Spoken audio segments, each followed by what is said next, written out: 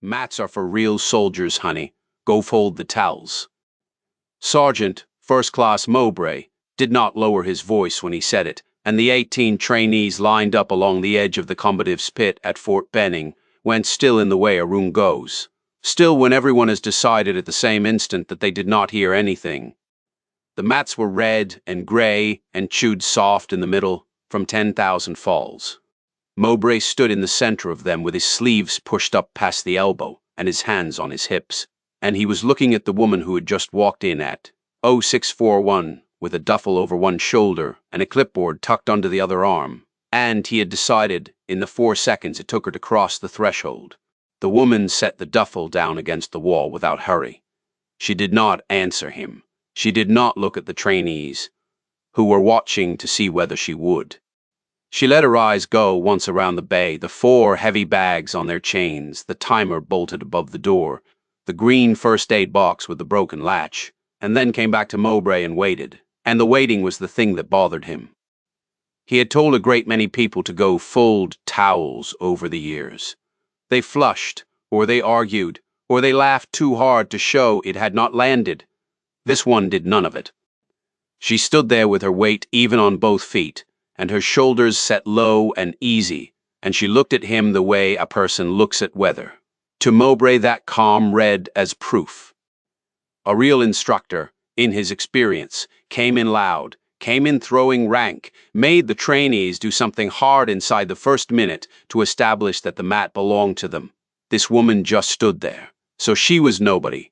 So she was exactly the clipboard and duffel administrative type the schoolhouse kept sending him. Here, to count his hours and check a box and leave, and he had been right to tell her where the towels were. What he could not have known at 0641 was that the master sergeant standing in the doorway behind her had gone very, very still. Drop a comment and tell me what city you are watching from.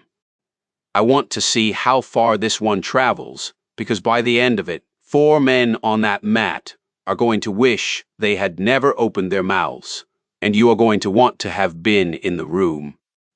Her name was Tamsin Verloop, and the only thing anyone at the Fort Benning Combatives Complex knew about her that morning was what the schoolhouse manifest said, which was almost nothing. Inbound cadre. Reporting for the Level 2 and Level 3 instructor rotation. 12 years in. The manifest did not say where the 12 years had been spent, and Mowbray had not read it anyway, because Mowbray did not read manifests about people he had already decided were towels. The room he had built was a loud room.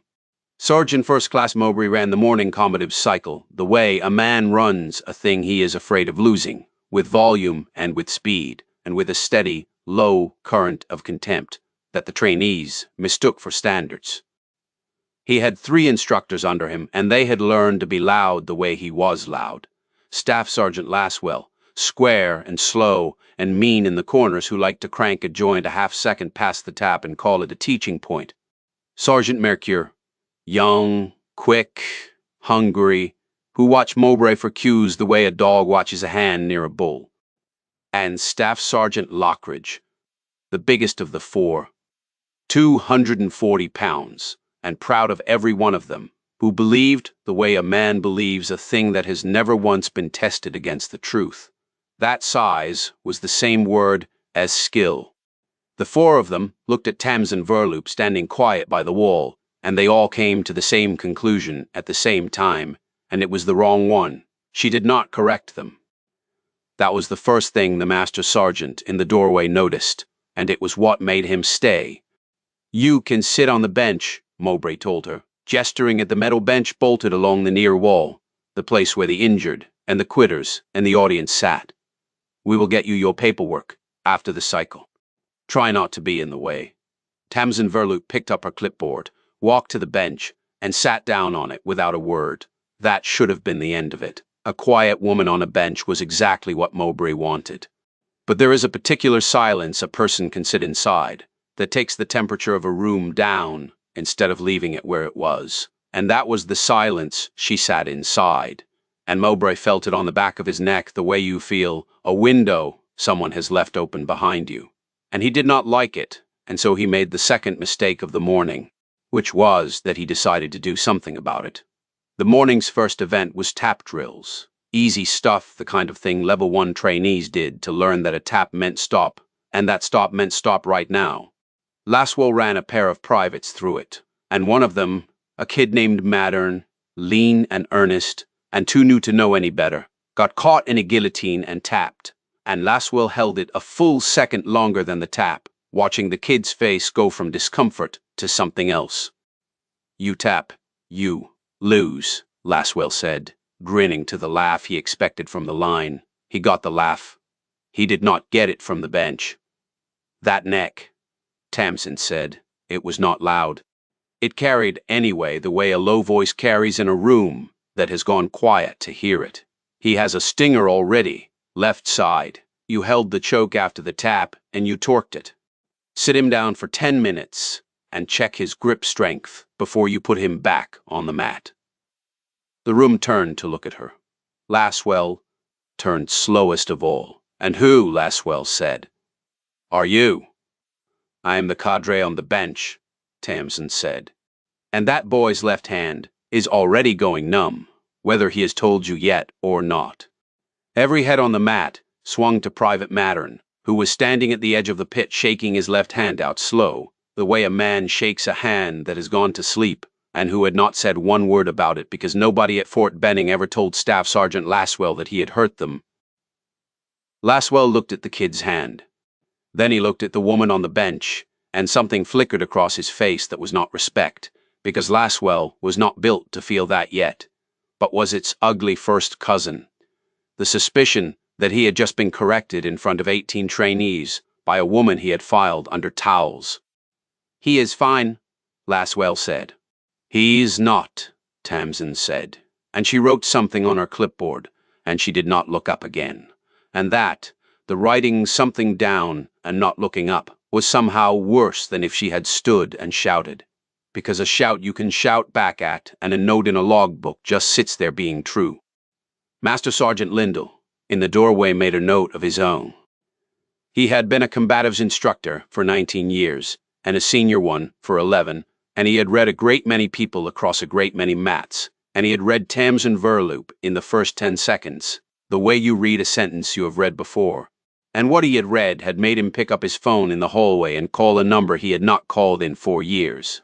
And the man on the other end of that number had listened to 9 words, and then said, very quietly, "Walk away and let it happen."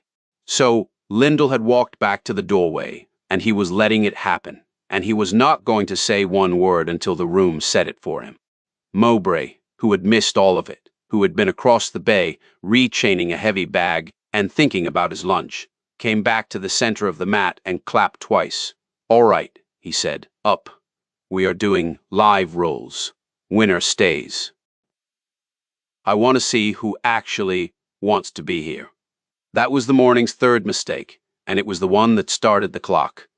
Because winner stays is a format that ends eventually with the best person on the mat standing in the center of it, and there was a person in that room who was so far beyond the best of them that none of the 4 men running the cycle could see her from where they stood, the way you cannot see the top of a mountain from the base of it. And she was sitting on the bench, and she had a clipboard, and she had written at the top of the first page, in small, even letters, the one line that was going to take this whole morning apart, which nobody had read yet, and which was not a name, and was not a rank, and was a date. She just had not been asked to stand up yet. The live rolls ran for 40 minutes, and they ran exactly the way Mowbray liked them, which was to say they ran on fear. Lockridge stayed in the center of the mat for most of it, because Lockridge weighed 240 pounds, and the trainees were 18 and 19 years old, and weighed a great deal less, and there is a kind of dominance that is really just gravity wearing a uniform. You would let a trainee work for a while, let them think they had something, and then simply lie down on them, slow like a wall falling over, and wait for the tap, and grin while he did. Tamsin watched from the bench and wrote.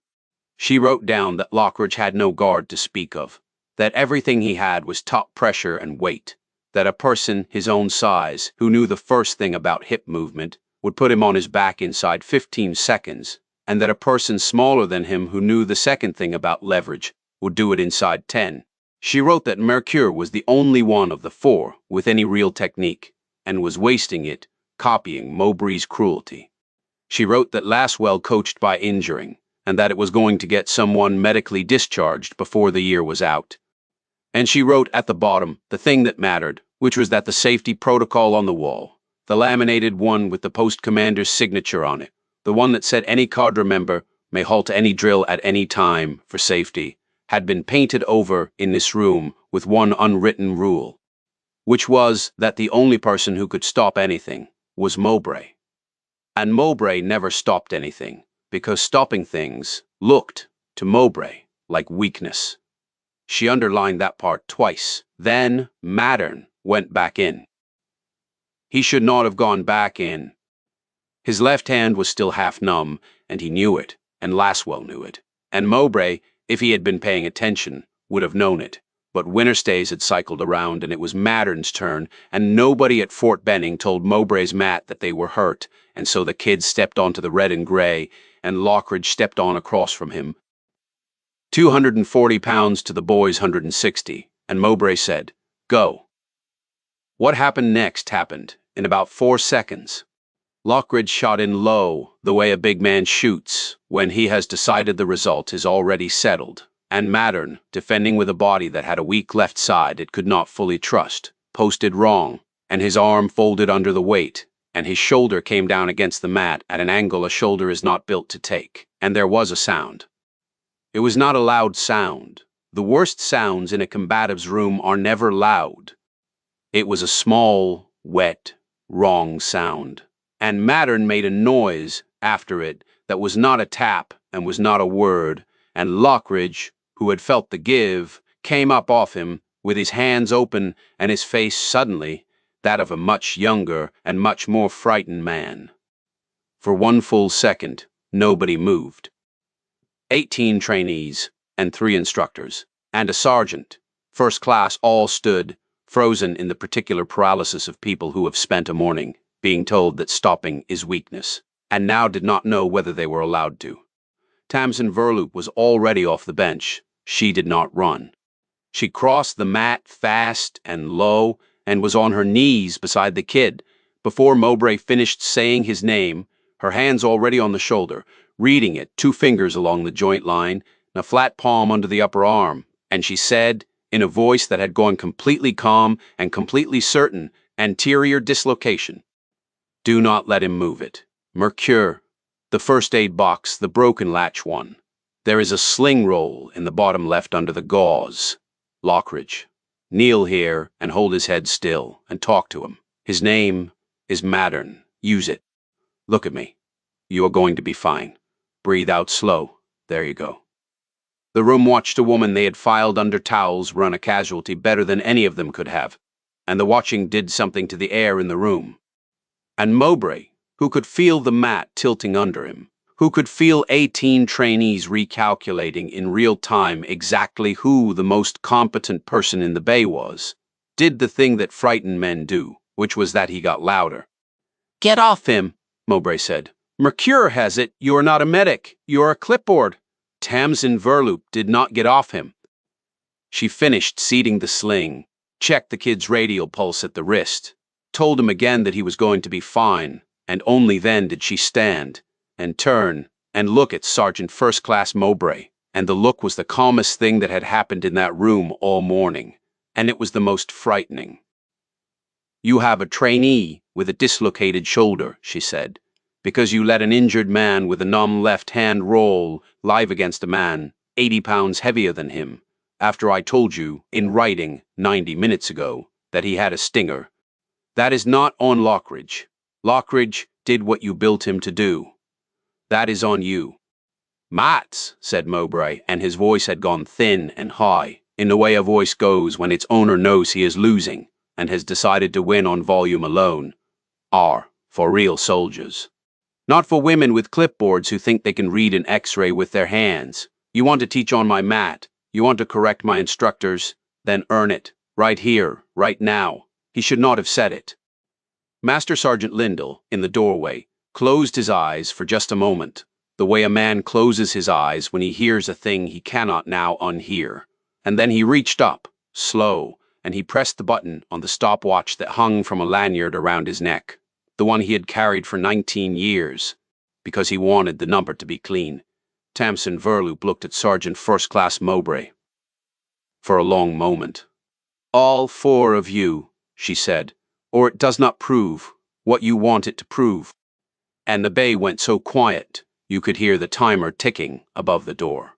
Now is the part where a smaller story would tell you what she had done before.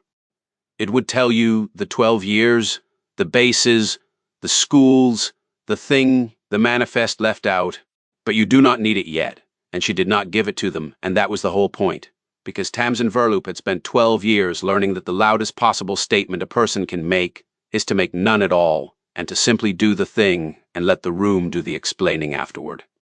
So she did not explain. She unzipped the top of her duffel, took out a pair of match shoes, worn pale at the toes, and sat on the edge of the bench to lace them, slow and even, while 4 grown men decided how they wanted to come at her. The trainees, without being told, formed a loose circle at the edge of the red and gray, and wetty and defoe. Somewhere in the back of the bay, a private had taken out a phone and was filming low against his thigh, and Mowbray, who would have screamed at him on any other morning, did not see it because Mowbray could not take his eyes off the woman tying her shoes. She stood up. She rolled her neck once, left and right, and let her shoulders come down a 1/4 inch that almost nobody in the room would have seen. And she walked to the center of the mat, to the chewed, soft middle, where 10,000 falls had worn the color out, and stood there with her hands loose at her sides, and her weight even on both feet, the way she had stood in the doorway, at 0641, and she said, "When you are ready." Lockridge came first, because Lockridge always came first, and because Lockridge was the most embarrassed and the most certain that 240 pounds was an argument no one had ever truly answered. He shot in low, the same shot that had put Mattern on the mat, gravity in a uniform, all that weight committed forward. Tamsin Verloop was not there when it arrived. It is hard to describe to people who have not stood on a mat exactly how a small motion beats a large one, because it does not look like much. She did not leap. She did not strike. She turned her hips perhaps 30 degrees and dropped her near hand to the back of Lockridge's committed elbow and gave his own falling weight the smallest possible suggestion about where it might like to go, which was down and past her.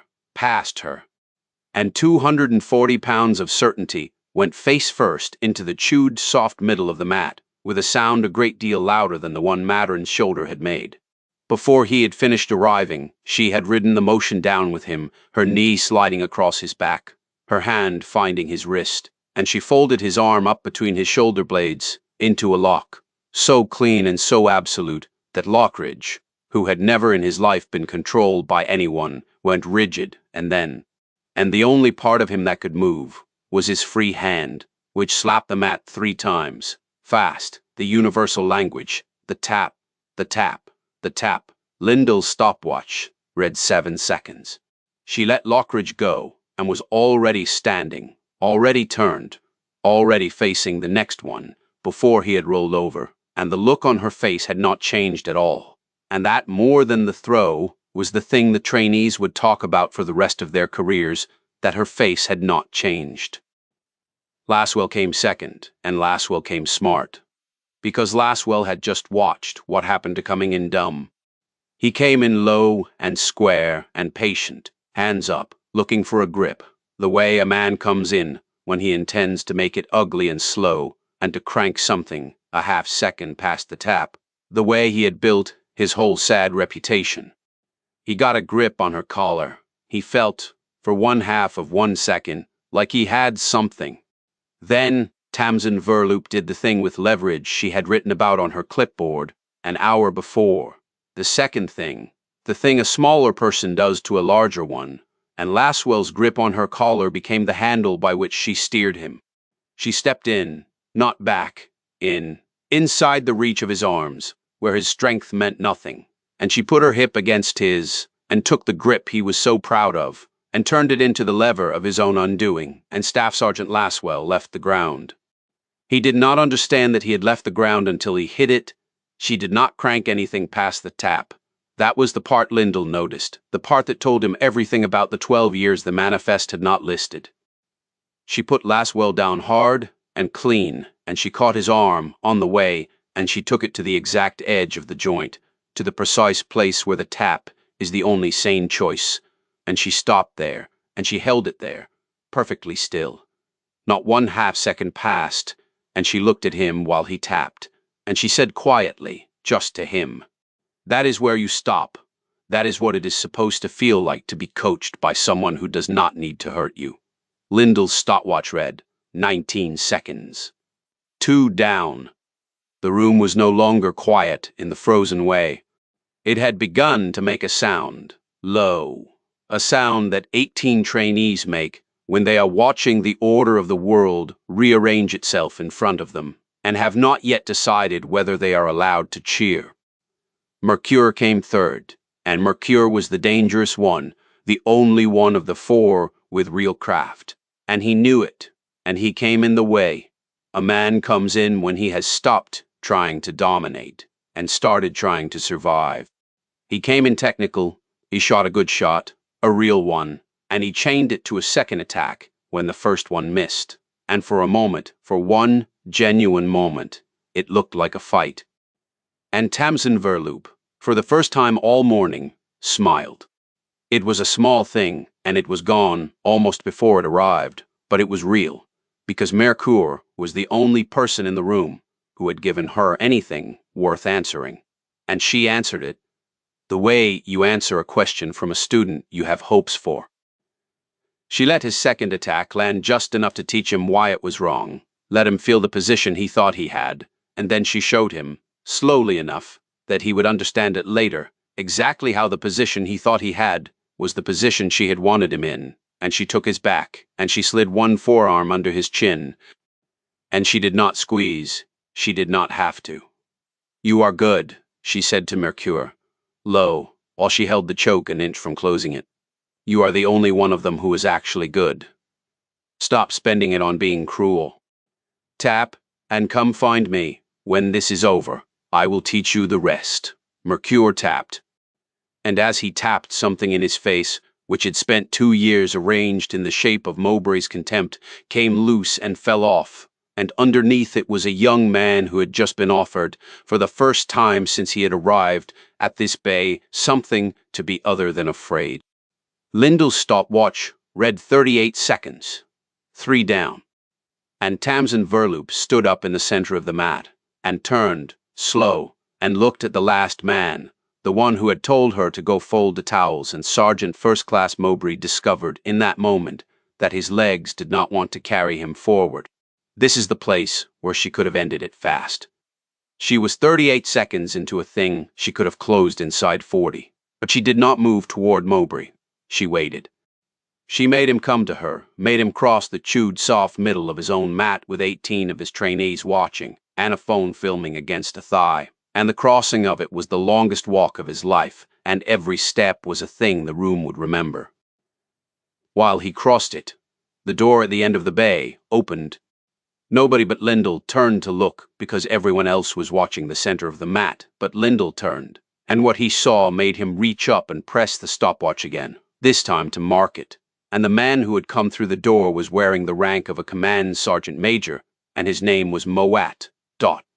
And he was the senior enlisted soldier on the whole of Fort Benning, and 4 years ago, on a different mat in a different country, he had watched the woman now standing in the center of this one do a thing he had never forgotten, and he had just gotten a phone call from a master sergeant named Lindell that said 9 words, and he had walked across the entire post to be in this room, and he stood in the doorway now, with his arms folded, and his face unreadable, and he said nothing, because he, like Lyndall, wanted the number to be clean. Mowbray reached the center of the mat. He did not shoot in. He was too smart for that now, and too frightened, and so he did the only thing left to a frightened man who has built his whole self on being the most dangerous person in the room. which was that he tried to grab her and use his size and his strength and his rank and his rage all at once.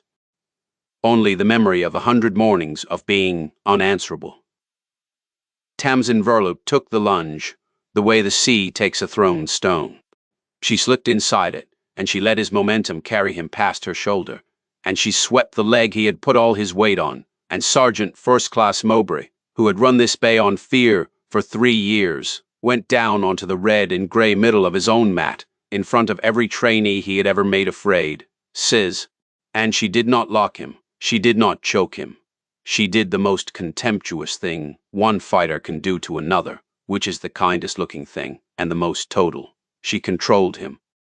She pinned him with a knee across the chest and a flat hand on his sternum, and exactly as much weight as it took, and not 1 ounce more, and she held him there, on his back, looking up at her, unable to move, not hurt, not damaged, simply and completely controlled the way you would hold a child who was trying to hit you. And she looked down at him, and she let the silence run for 1 full second, so that the room could see that she could have done anything, and was choosing to do nothing. Then she stood up and she stepped back, and she let him get up under his own power, which was the last and the deepest cut of all. Lyndall's stopwatch read 58 seconds, 4 instructors, under 60 seconds. And every soul in that bay had watched it, and a phone had it, and the number was clean. She did not raise her arms. She did not say a word of triumph. She walked back to the bench where Private Mattern sat in his sling, watching her with his good hand pressed over his mouth, and she crouched to his level and checked his pulse again at the wrist, and she said only to him, "You did nothing wrong this morning. Remember that. Everything that happened to you was a failure of the people who were supposed to keep you safe. You're going to be a good soldier. Do not let this room teach you to be a frightened one." And it was only then, with her back to the 4 men on the mat, and her attention entirely on a hurt 19-year-old, that Command Sergeant Major Mowat finally walked into the room, and the bay snapped to a silence deeper than any that had come before it. And he did not look at Mowbray, and he did not look at the trainees. And he walked the length of the mat to the bench where she crouched, and he stopped, and he came to the position of attention, and Command Sergeant Major Mowat, the senior enlisted soldier on all of Fort Benning, saluted the woman. Everyone in the room had spent the morning calling a clipboard. "Master Sergeant Verloop," he said, and his voice carried to every corner of the bay. "I did not know they had you down for the instructor rotation. They should have told me."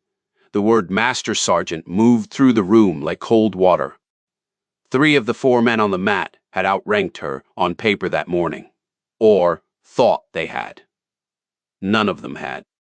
But it was not the rank that took Mowbray's legs out from under him a second time, figuratively now, where the first had been literal. It was the next thing Mowat said.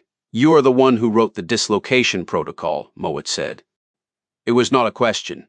The shoulder injury halt criteria, the numb hand rule, the whole safety annex the combative school teaches now, that any cadre member can stop any drill at any time. That was your judgment 4 years ago, after Specialist Holloway, and they fought you on it for 8 months, and then they put it in the program. His voice changed and went very quiet and very hard. And then somebody scrubbed your name off the authorship line of the Level 4 Master Trainer roster while you were deployed, and listed it as a working group with no individual credited. I've been trying to find out who, for 2 years. Tamsin Verloop stood up from the bench. She did not look at Mowbray. She looked at Mowat. "I know who," she said. And then she did the thing that turned a takedown into a verdict, the thing that welded the fight on the mat to a wrong 4 years deep, and made the morning mean something more than 4 men on their backs. She walked, calm and unhurried, to the wall where the laminated safety protocol hung under the post commander's signature, the one that said any cadre member may halt any drill at any time, and she took it down off its hook, and she turned it over, and on the back of it, in faded marker, in handwriting, was a name and a date.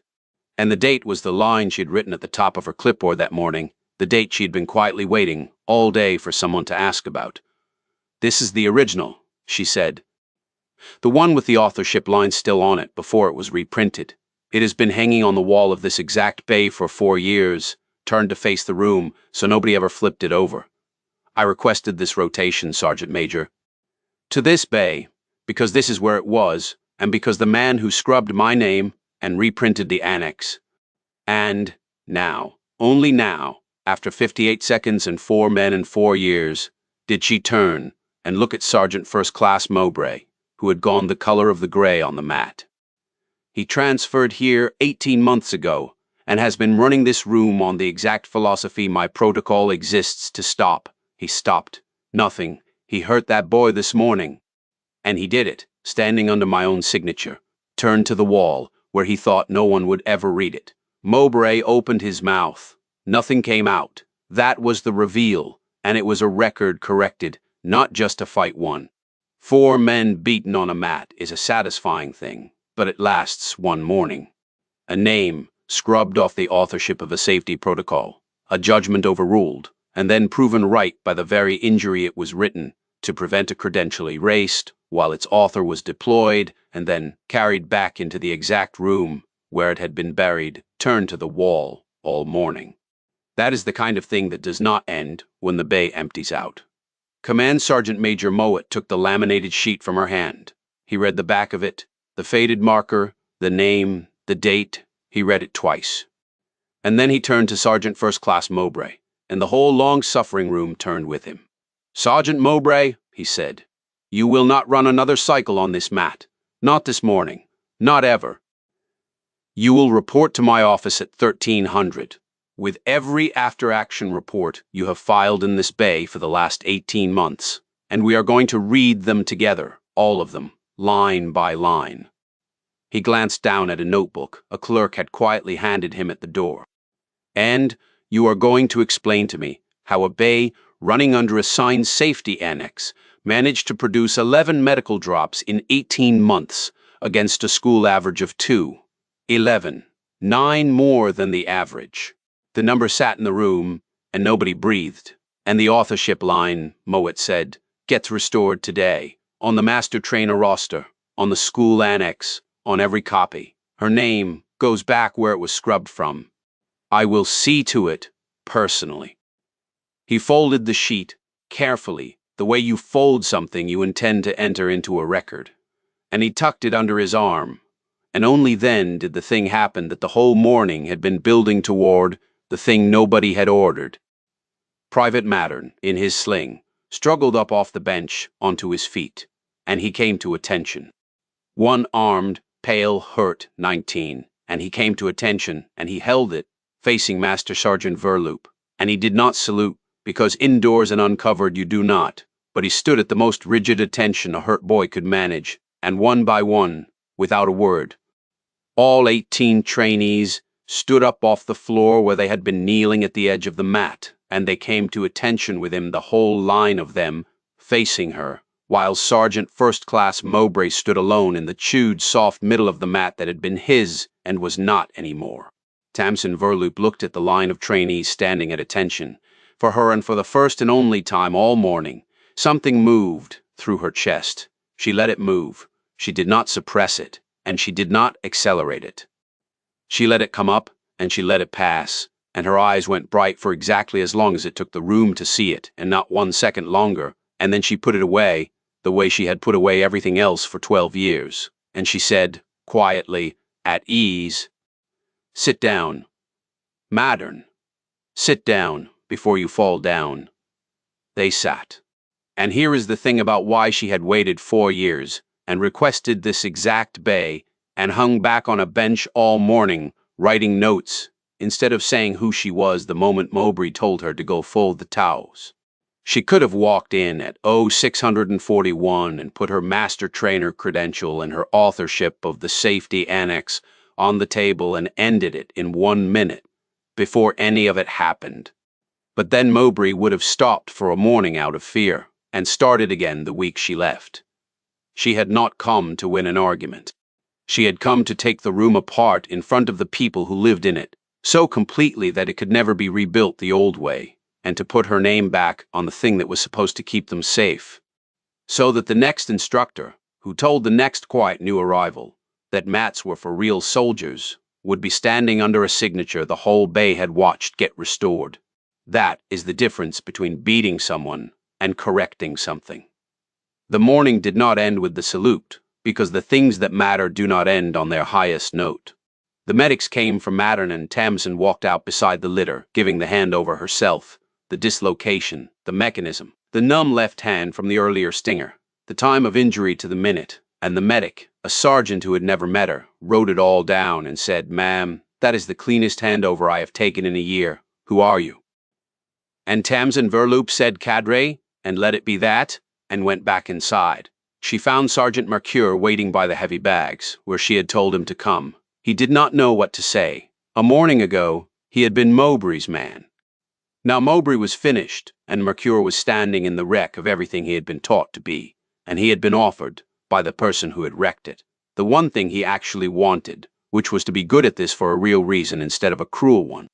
"Why me?" Mercure said. "I copied him. I held things too long. I laughed at the right times." "Why would you teach me?" "Because you were the only one of the four who flinched when Mattern got hurt," Tamsin said. "I watched you." Everyone else froze because Mowbray taught them that stopping is weakness. You froze because some part of you wanted to stop and did not know it was allowed. That part is the whole job. The technique I can give you in a year. That part you already have. You have just been told, your whole career, to be ashamed of it. She picked up her clipboard off the bench. "Be here at 06:00 tomorrow. We start with the thing nobody taught you, which is how to make a trainee better without making him afraid. It is harder than any choke. It takes longer to learn, and it is the only thing on that mat that is actually worth knowing. Xpron." 3 weeks later, the master trainer roster came back from the printers with the authorship line restored, her name in full, the date correct, and command, Sergeant Major Mowat, had a copy framed and hung it on the wall of the combatives' bay, face out, where the laminated sheet had hung turned to the wall for 4 years. So, The first thing every new trainee read when they walked in at 0600 was a name and a judgment and a date. Sergeant First Class Mowbray was reassigned out of the schoolhouse before the month was out. He was not, in the end, a monster. Mowat read all 18 months of his after-action reports, line by line, the way he had promised, and what he found was not malice, but a man who had been taught, somewhere far back, that the loudest person on the mat was the safest, and whose fear had come out the way fear in a simple man comes out as cruelty. He did not get a court-martial. He got a different job, far from any mat, and a long, quiet conversation with a command sergeant major who had buried soldiers, actually buried them, and who told him so. Whether it took, nobody at the bay ever heard. But Mattern's shoulder healed clean, and Mercure became, within a year, the best young combatives instructor at Fort Benning, and he coached without once making a trainee afraid, and that was the only verdict that ever really mattered. If you have ever been the quiet one in a loud room, the one somebody looked at for 4 seconds and filed under towels, the one who knew you were right and got overruled, and then watched the thing you warned about happen exactly the way you said it would, then you already know the feeling Tamsin Verloop carried across that mat at 58 seconds. And you know it does not go away when you win. It goes away a little when the thing you were right about gets put back the way it should have been, and your name gets put back on it, and the next person who walks in scared gets to walk in under it. A few months later, a new trainee reported to the combatives' bay at Fort Benning, a private named Lumsden. Small for the work, quiet, the kind a loud instructor would have filed under towels in 4 seconds. On her second morning, she got a position wrong in a drill and braced for the correction she had learned to expect. The crank, the half-second passed, the tap, the lath, from the line. It did not come. Instead, the cadre on the mat, a young sergeant named Mercure, stopped the drill, knelt down to her level, and showed her the thing slowly, twice, until she had it, and never once raised his voice. And when the private asked him, later, where he had learned to teach like that, Sergeant Mercure pointed at the framed roster on the wall, the name and the judgment and the date, face out where everyone could read it. And he said, from her. She is rotating through Bragg right now, but she comes back through here twice a year. And when she does, she still gets on the mat. And I still cannot beat her, and neither will you. And that is the point. Read that line on the wall. Then, come, find me at 0600. We will start with the only thing that matters. Tamsin Verloop was that morning 400 miles away, on a different mat, in a different loud room, where a different sergeant, first class, had taken one look at her duffel and her clipboard and decided, in about 4 seconds, exactly who she was. She set the duffel down against the wall without hurry, and she let her eyes go once, around the bay, and she did not correct him. Not yet. If you want to be in the room when that one comes apart, the next story is already up on the screen right now. Go watch it.